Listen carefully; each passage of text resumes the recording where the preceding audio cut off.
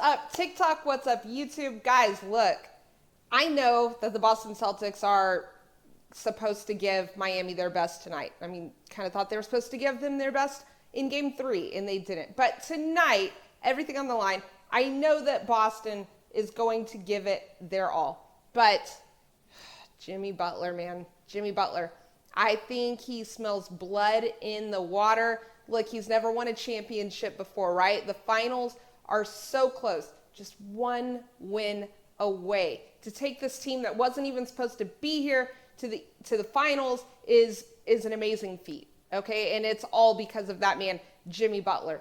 And whether or not the Heat end up winning or losing tonight, there's one thing that I do know, and that's, in the words of Kevin Harlan, Jimmy freaking Butler is going to give the Celtics hell tonight.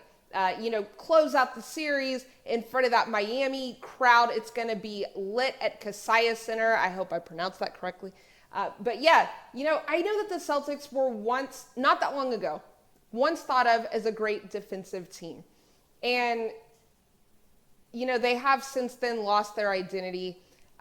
Definitely don't trust them defensively anymore. But you have to think that their number one action item on their, defensive strategy list is going to be to try to contain Jimmy Butler.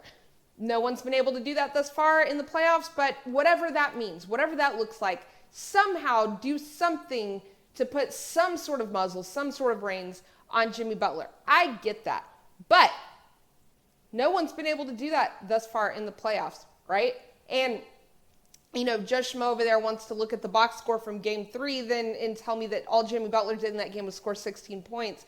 I'll tell you, if you actually watched the game, you would know that the Celtics were down so bad that in the fourth quarter, they ended up, waving the white flag and they benched their starters. Hell, they benched a lot of their backups and just had reserves in that game. And Jimmy Butler, guess what? He got to rest as well. Job well done. He got to rest as well. And in fact, he wasn't really honestly needed much after halftime. But, in the other 2 games where Jimmy Butler was on the court the entire time, he scored 31 points and 27 points. And at this point, I think everybody and their mom knows that Jimmy Butler is the definition of clutch. But to further emphasize that, in the last 5 closeout games that Jimmy Butler has played in since being a part of the Miami Heat, he's averaged just a smidge under 34 points a game. So yeah, he's clutch. If you didn't know, newsflash. Now, Jimmy, he shows up consistently in the biggest moments when it matters the most, right? Playoff Jimmy, that's a very real thing. I don't care what he tells you.